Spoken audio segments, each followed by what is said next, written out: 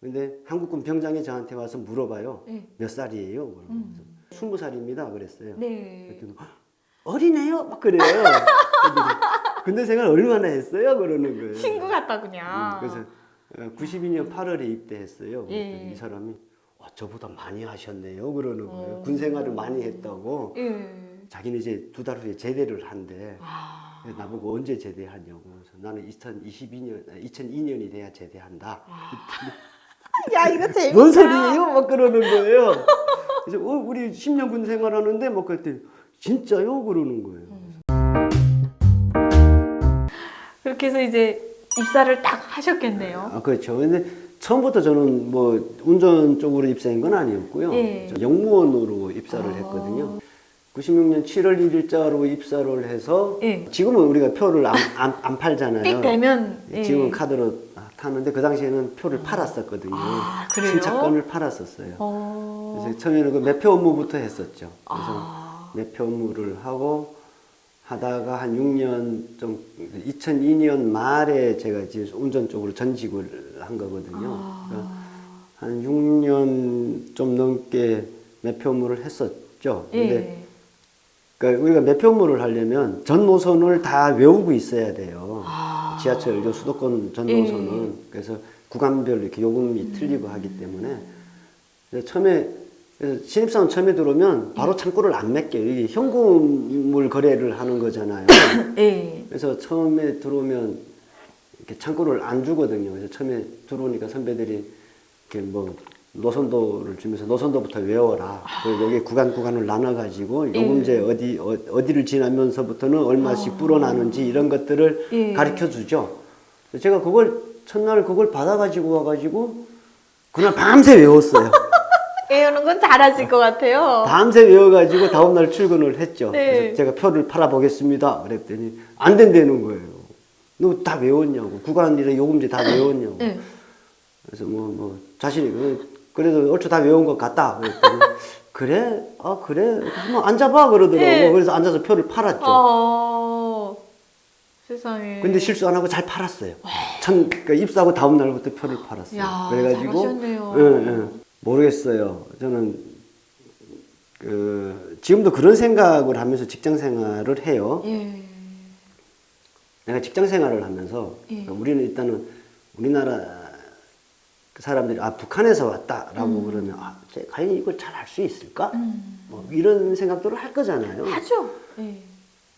그래서 내가 북한에서 왔는데 예. 최소한 내가 다른 사람들보다 일을 잘한다는 얘기는 못 들을지언정 예. 최소한 일을 못하겠더라. 개대꾸는 일 못하겠다. 이런 소리는 안 들어야겠다. 대꾸 같이 일은 할만해 라는 소리 정도는 내가 들어야 되지 않을까라는 생각을 가지고 직장 생활을 해요. 예. 지금도. 그러니까 먼 좋은 사람들, 예. 그러니까 소위 말하는 선배된 입장에서 먼 좋은 자들이 해야 되는 몫인 것 같아요. 내가 와서 막 개판치고 일 제대로 못하고 그러면 그게 나한테만 영향을 주는 게 아니고 나중에 오는 사람들한테도 영향을 줄 거잖아요. 그게 진짜 그래서 맞는 말씀이세요. 그게 좀 그런 생각을 많이 하면서 직장을 다녔던 것 같아요. 그러시니까 지금 96년도부터 하셨으면 지금 몇 년째? 26년째요? 그렇죠. 이제 26년 됐죠. 와, 이렇게 오랜 기간 동안 한 직장을 다니신 거겠죠.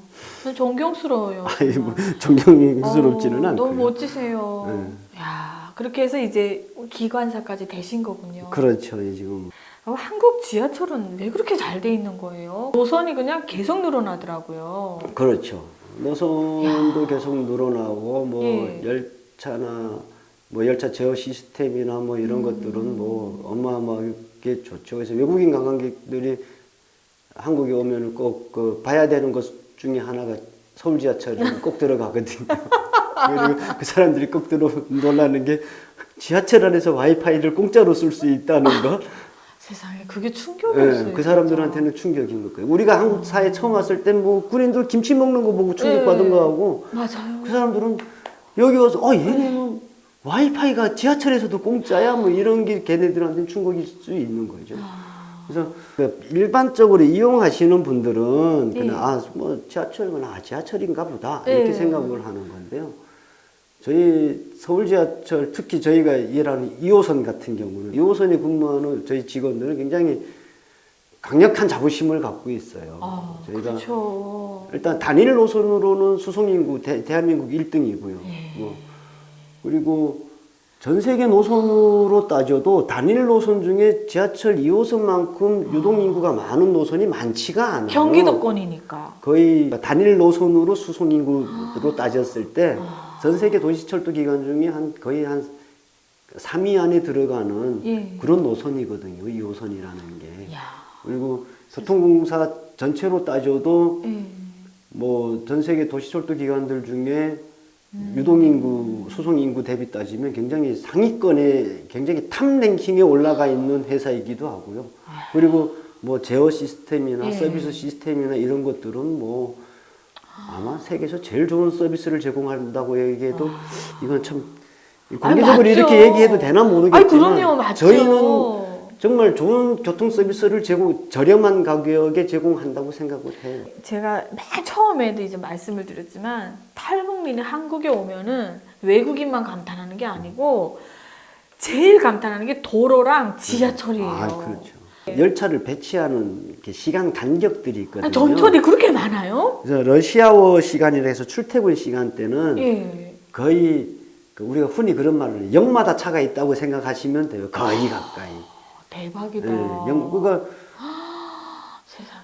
거의 저희가 러시아워 때 운행 간격을 한 2분에서 3분 정도로 차를 계속 투입을 해서 놓거든요. 러시아 어때요?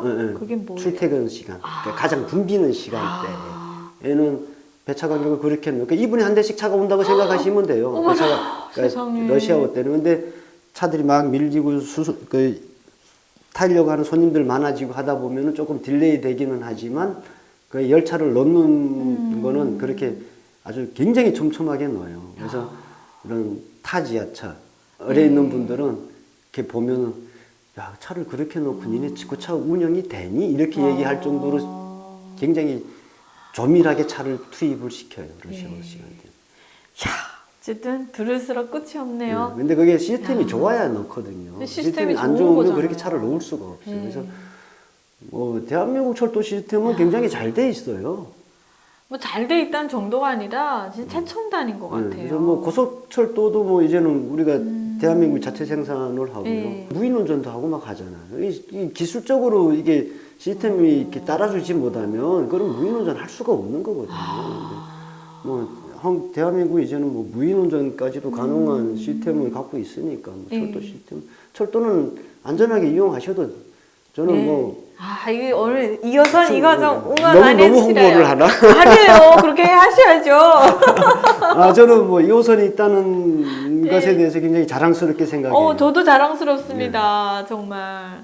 그러시면 한국의 IMF를 겪으셨겠네요. 그렇죠. 그때 뭐 한국 다 망한다고 난리 났었대요. 그때 뭐 저는 한국에 없었으니까 궁금한데 어떤 걸 경험하셨어요? 한국 사회에서. 한국이 망할 뻔했다는 게 아니고 IMF의 도움을 청했다는 건 한국이 망한 거예요. 망할 뻔한 게 아니고 거의 망했었는데 그래가지고 진짜 국민들이 막 군 모으기 막 하면서 했었죠. 그런 걸 통해서 IMF를 극복을 했죠. 아마 IMF를 겪었던 국가 중에 대한민국이 아마 제일 빨리 극복한 나라일 거예요. 그게 하나가 국민성이래요. 그렇죠. 굉장히 그러니까 이게 북한은 굉장히 있잖아요. 자발적인 것보다도 조직적으로 막 움직이는 거잖아요. 강제적이고. 근데 여기는 그런 게 자발적으로 가서 군모으기를 하는 거잖아요. 세상에. 그때 똑같이 북한도 고난의 행군이었거든요. 그렇죠. 근데 그런 모습이 저런 게 자유민주주의인가? 그러니까 이거는 뭐 개인이 선택을 해서 하는 건데 나라가 어려워지니까 국민들이 저렇게 하네. 나서가지고. 저는 대한민국이 IMF 극복한 거는 물론 뭐 정부의 영향이 뭐 있기는 있었다고 얘기를 해야겠죠. 뭐 기업들이 기여한 부분들도 분명히 있기는 있어야 될 건데 저는 IMF 극복 과정에서 국민들이 그런 자발적인 군모으기 행사, 그런 자발적인 노력들 이런 것들이 저는 굉장히 중요한 역할을 했다고 생각을 해요. 그래서 예. 굉장히 그런 거 보면 우리가 뭐 그런 IMF 때 군모으기도 받고 예. 2002년 월드컵 때 예. 거리 응원하는 것도 예. 보고 예. 그런 것들을 쭉 보면서 이게 대한민국 네, 무섭다. 은근히. 그러니까 무섭기도 하고 참 위대한 국민들인 건 맞아요. 그렇죠. 네. 이게 나라가 어려워지고 막 했을 때 국민들이 네. 단합하고 이런 단합력 이런 것들을 보면 굉장히 참 대단한 것 같다는 생각은 들어요. 북한에서는 그런 게 안 나오죠. 자발적으로 하라고. 절대 안 나와요. 네. 예. 그래서 그런 거 저는 뭐 굼이 없었으니까 군 모으기에는 못 나갔었고 예. 그때는 뭐 모아놓은 굼이 있을 수가 없었어 가지고 네. 했었는데 그런 걸 세상에. 체험을 해서 보기만 한 거죠. 야. 참 소름 끼치는 경험들인 거죠. 와, 소름 끼치는 경험이 맞을 것 같아요. 저희도 그냥 얘기를 전에만 들었는데, 와, 진짜 그랬다고요? 뭐 물론 금을 이렇게 가지고 가면 얼마에 더는 졌대요. 그래도 그 금으로 인해서 이렇게 그때 상황을 엄청 타개를 했다고 그렇죠. 하더라고요. 사실 여기서 IMF 그거 겪고 계실 때 북한 권한행군이었다고 했잖아요. 그때 사람 무더기로 죽었어요. 그렇죠. 한국은 자살을 자살하신 많이 했다고 분들은 하더라고요. 있죠. 그때 뭐 사업 경제적인 때문에. 위기를 예. 많이 겪으면서 자영업자들 도산하고 네. 대기업이 막 망하고 막 그럴 정도였으니까. 진짜 그게 무서웠겠다.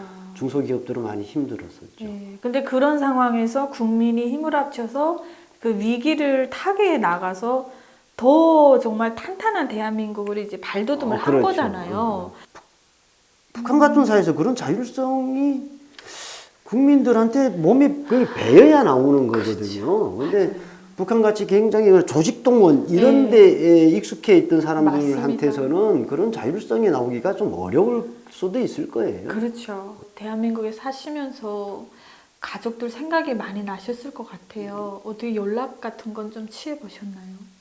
저도 연락을 해보려고 했었죠. 예. 연락을 해보려고 했는데 저희 같은 경우에는 좀 연락을 취하기가 애매했던 게 예. 제가 군대 나오기 전에는 함흥에 살았었는데 네.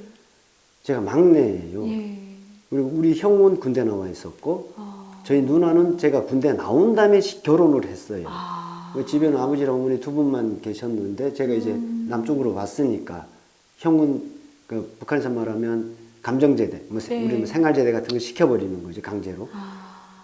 제대를 해서 어디로 갔는지 모르고 나 때문에 엄마랑 아버지가 추방을 됐을 건데 또 추방돼서 어디로 갔는지도 모르고 누나는 내가 군대 나와서 결혼을 했는데 평안남도 대동군으로 시집 갔다는 것만 알아요. 주소지를 몰라요. 그러니까 네. 이게 뭐 브로커를 어떻게 보내려고 해도 보낼 만한 주소지가 없는 거예요. 그러니까요. 그래서 우리가 살았던 거기 친구네 주소 뭐 이런 데를 보내고 솔직히 친척들한테 보내면 알 수가 있었을 텐데 저희 외삼촌이나 다 간부라고 이모 하셨잖아요. 할아버지나 저희 이모 할아버지는 북한 보위부에 있었거든요. 네. 외삼촌은 백화사전 출판사 사장을 했었고 이 사람들이 뭐 저 때문에 무사하겠어요? 차라리 근데 연락 안 하는 게 낫죠. 그 사람들한테 사람을 보내는 건 더 두려운 거예요. 그렇지, 신고할 수도 있으니까. 날아가면 치를 떨 것 같은 사람들인 거예요. 그렇죠. 그래서 그런 데는 못 보내겠고 뭐 그러다 보니까 주변에 있는 친구들한테밖에 보낼 수가 없었는데 뭐 그 친구들도 뭐 군대 가 있고 뭐 사회생활 하면서 다 뿔뿔이 막 흩어지고 막 하다 보니까 한 4번 정도 이렇게 시도를 했는데 다 못 찾았어요. 야, 마음이 그래서- 아프네요. 정말 마음고생하셨겠다. 그게 제일 저한테는 아쉬운 부분이죠. 그래서 우리가 뭐 생일이 되고 막 하면은 뭐 생일 뭐 축하 파티도 하고 막 그러는데 그렇죠.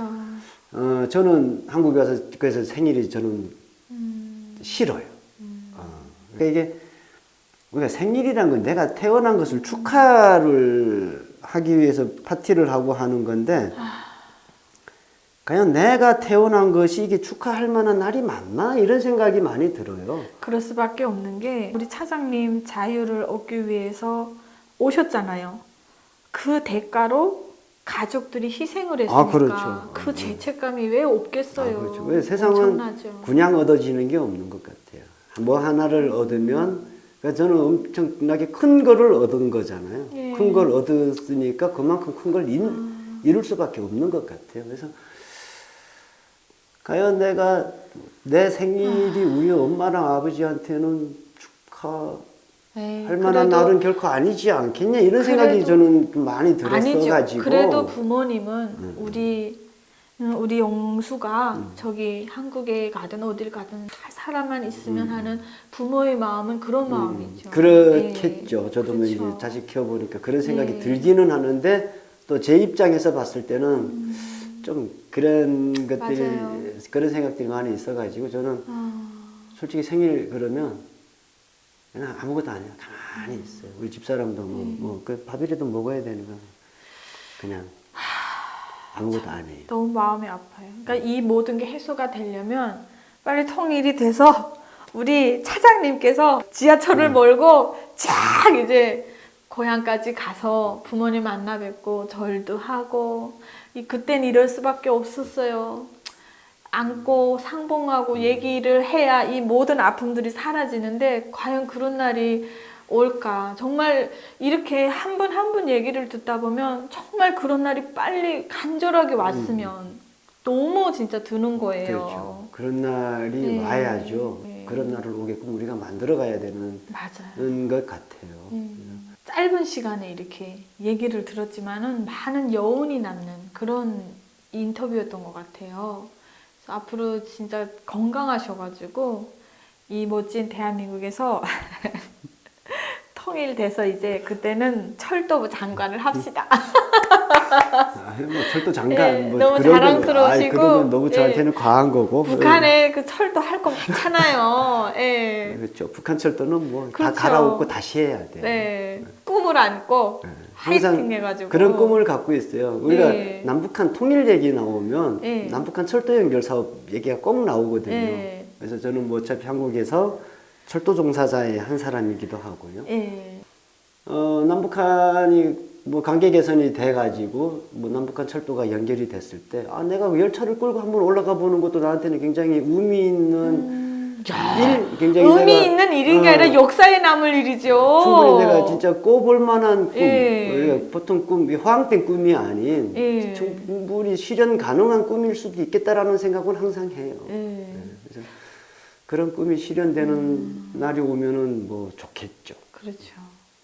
오늘 인터뷰 그 인생 이야기를 들려주셔서 차장님 너무 감사합니다. 아유, 별 말씀. 네, 우리 시청자 여러분 감사합니다. 다음 시간에 또 뵐게요. 안녕히 계세요.